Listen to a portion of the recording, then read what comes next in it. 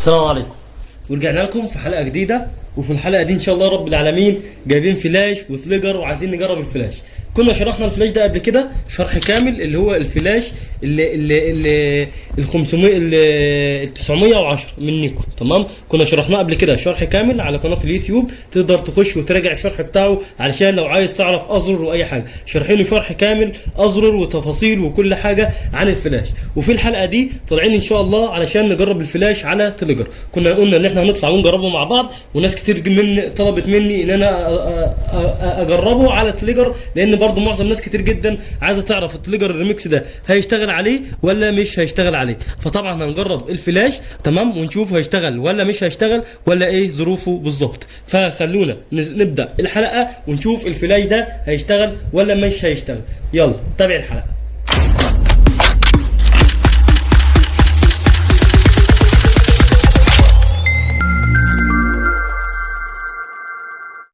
السلام عليكم.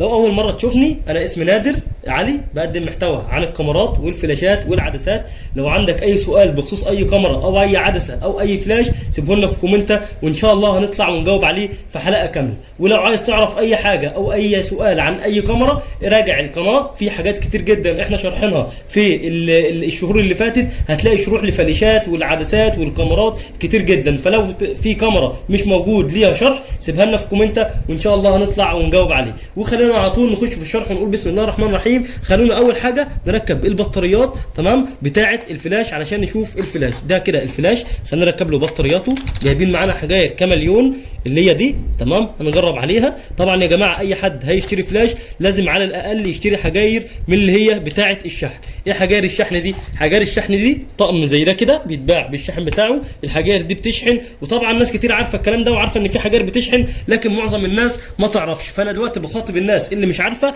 ده طقم حجاير بيتباع. طبعا انت لو هتشتري حجاير عاديه من المكتبه عشان تشتغل بيها، طبعا في كل حفله هتعوز تشتري حجاره، وطبعا لازم تشتري حجاره من الغاليه علشان خاطر تقدر تقوم معاك الفلاش. ولو فلاش زي ده، فلاش اللي هو فلاش كبير او فلاش مثلا في موتور او فلاش مثلا معلش في امكانيات عاليه، فللاسف البطاريات بتاعه المكتبه مهما كانت عاليه مش هتشغله، وان شغلته يا دوبك هتشغله 5 6 ضربات او 10 ضربات او 20 ضربه بالكتير، وهتلاقي البطاريات خلصت منك. فالبطاريات دي بتتباع تمام طقم على بعضه. ده 2100 ملي امبير، طبعا بيكون في بطاريات زيها 2500 ملي امبير، وطبعا 2700 ملي امبير. ده 2100 ملي امبير اهي تمام. البطاريات دي 2100 ملي امبير تمام. بيكون في بطاريات زي كده تانية اهي تمام، خلينا اوريها لك برضو.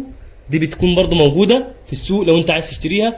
ويكون البطاريات دي 2500 ملي امبير، بس هي عشان فض بس وعشان النور، ف 2500 ملي امبير مش باينه عليه. بيكون في بطاريات زي كده 2500 ملي امبير، ولو برضه عايزها كامليون زي دي هتقدر برضه تلاقيها 2500 ملي امبير، بس هتلاقيها غاليه شويه. طقم الشاحن بالحجاير ده ممكن مثلا يعمل له في رينج من 600 جنيه ل 900 جنيه وال 1000 جنيه وال 1200 جنيه على حسب سرعه الشحن، لان كل شاحن بيكون معاه حجاير بيكون ليه عدد سرعات للشحن. لو عايز حلقه كامله نتكلم فيها عن البطاريات اللي زي كده، وازاي تشتري بطاريات، وازاي تعرف البطاريات الاصليه من بطاريات التقليد، وازاي اصلا تعرف البطاريات هتقعد في البلاش قد ايه. وكمان لو عايز تشتري مثلا في الشاحن اللي هو بيشحن ليه نسبه بتبان ليه، يعني بيكون في شواحن زي كده بيكون بيبان نسبه فيها الشحن فوق، وكمان في شواحن زي كده بتشحن البطاريات دي في عدد ايام. يعني مثلا البطاريات دي ممكن تشحن في 24 ساعه، في شواحن ثانيه بتشحنها في 12 ساعه، في شواحن ثالثه بتشحنها في 6 ساعات. فلو عايز تعرف الحاجات دي كلها سيب لنا كومنت، وان شاء الله نعمل لكم حلقه كامله عن الشواحن والحاجات دي كلها لو حابين يعني تعرفوا. كده ركبنا الشواحن اهو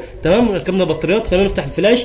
كده الفلاش فتح معانا اهو تمام. ده زرار التيست بتاع الفلاش. طبعا اللي عايز يشوف شرح الفلاش ده احنا شارحينه كامل زراير وكل حاجه على قناه اليوتيوب، فتقدر تراجع القناه قبل كده هتشوف الشرح بتاعه. كده الفلاش شغاله والتيست. خلينا نعلي الفلاش شويه، نعلي الاضاءه بس شويه تمام.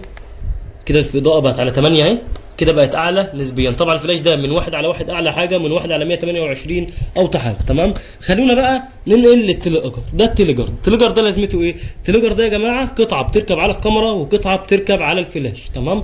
ازاي؟ بمعنى لو ركبنا الفلاش ده كده تمام اهو، وبعد كده عملنا اللوك ده كده بتاع الفلاش، فكده احنا ركبنا القطعه دي على الفلاش، والقطعه دي تقدر تركبها على الترايبود زي ما انت شايف كده، او تقدر على طول تحطها على الاوكتا زي ما هي كده، او على السوفت بوكس. طبعا بتركب على السوفت بوكس زي ما هي كده، بتركب من الحته دي كده على السوفت بوكس، او على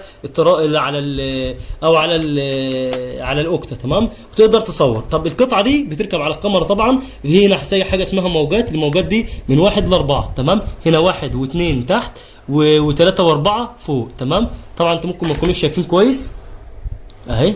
تمام، انتوا بيتهيأ لكم ان كله تحت، بس حرفيا الاثنين دول فوق والاثنين دول تحت اهو. بص لو حطيت صبعي كده دول هتلاقي دول فوق، ولو حطيت صبعي هنا كده هتلاقي الاثنين التانيين تحت، بس انتوا عشان كله ابيض فانتوا ممكن تكونوا شايفين كل واحد. تمام، وبرده هنا في القطعه الثانيه برده هتلاقي نفس الكلام كده، 1 و2 فوق و3 و4 تحت. طبعا انا ظابط الموجات كده. تمام، التليجر ده اسمه تليجر ريميكس، بس معلنا خلينا نخلع من الفلاش دلوقتي. التليجر ده اسمه تليجر ريميكس. التليجر ده ممكن يشتغل على اي فلاش عادي جدا. تمام، طبعا لازم عشان يشتغل بيتركب له بطاريات اهي. نجيب معاه بطاريات دي برده بطاريات شحن بتشحن. يعني مثلا البطاريه ديت كام ملي امبير اعرف لكم. البطاريات دي 2400 ملي امبير. تمام اهي 2400 ملي امبير، فحاجه كويسه جدا برضه. فخلينا برضه نركب البطاريات في التليجر بالشكل ده كده اهو. تمام، ركبنا واحده وخلينا نركب الثانيه اهو. تمام، ونقفل.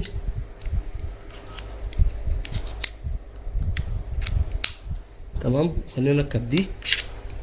طبعا انا جايب معايا حجاير من المكتبه اللي هي الحجاير العاديه اللي بقول لكم عليها، بس خلينا نفكها كده اهي. تمام، دي حجاير عاديه اللي انا بقول لك عليها ما تستخدمهاش. تمام، خلينا نركب الحجاير برضو اهي.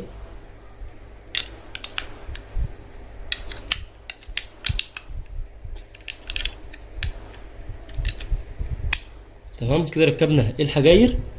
خلينا بقى نوصل القطعه بتاعه الفلاش على الفلاش. دي قطعه الفلاش اهي. تمام، خلينا نوصلها على الفلاش عشان تبقى احنا برضو ايه بنعمل كل حاجه عملي اهو. كده قفلنا القطعه، كده القطعه تمام شغاله تمام كده. ما فضلش غير ان احنا نشغل التليجر. تمام، خلينا برضو مع بعض كده نشغل التليجر. طيب يا جماعه انا بحاول اشغل التليجر، بس تقريبا كده الحجاره اللي انا جبتها بالمكتبه دي مش مقومه التليجر تقريبا يعني. تمام، لان انا ظابط كل حاجه والمفروض ان انا بشغل ما بيشتغلش. تمام، حتى الموجات هنا خلينا بس نتاكد من الموجات. هنا 1 و2 تحت، وهنا 1 و2 تحت، 3 و4 فوق، 3 و4 فوق، كده كل حاجه مظبوطه.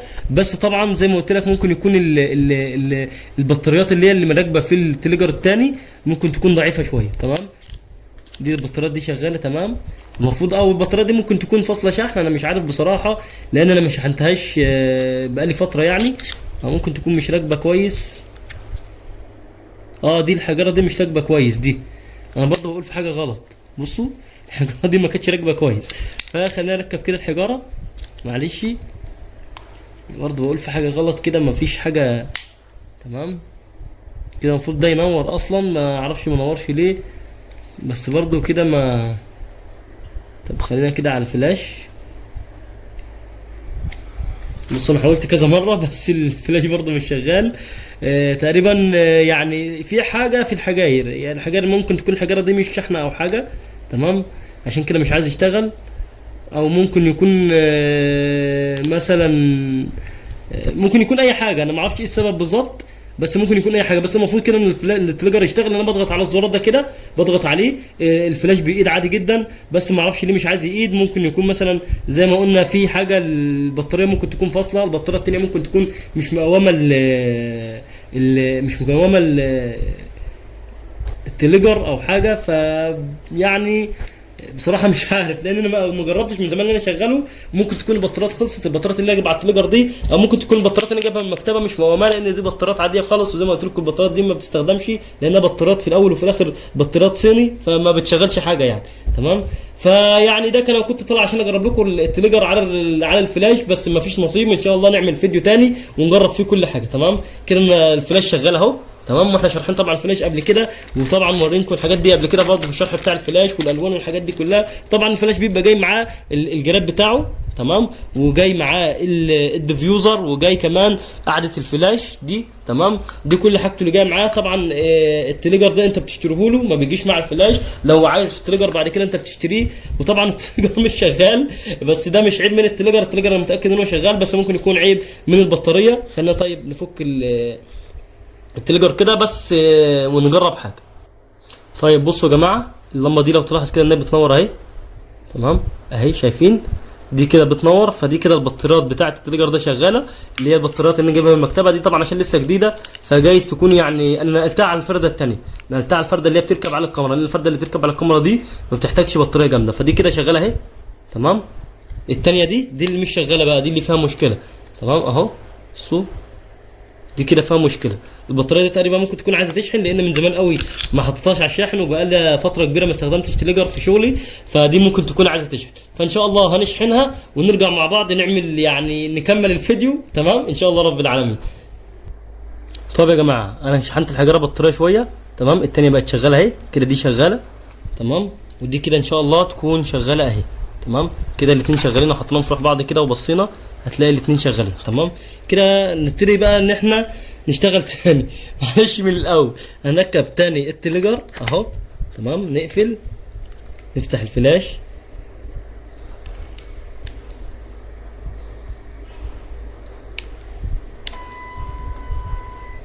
تمام. كده نظبط القنوات من هنا، بيكون فينا حقنا قناه لازم تظبطوها كده. التليجر اشتغل اهو، تمام. بصوا انا بضغط على التليجر من هنا، الفلاش بايد زي ما انتم شايفين كده، بصوا اهو. طبعا لو حطيت الفلاش في اي مكان تاني، يعني الفلاش كده في ايدي التانية اهو، دي في ايدي دي، بصوا من غير ما البس اي حاجه هتلاقي ان كده فلاش شغال. ده حاجه اسمها تيست. دي طبعا لما بكون راكبه على الكاميرا وبتصور من الكاميرا بتصور عادي جدا، ما بيكونش فيه اي مشاكل، تمام. انا هنا بعمل تيست اهو. لو حطيت الفلاش مثلا في اخر الدنيا زي كده، بس خلونا نعلي الاضاءه بس شويه اهو، عشان برضو تبقى انتوا شايفين الفلاش لما ايده من بعيد يبقى باين عندكم،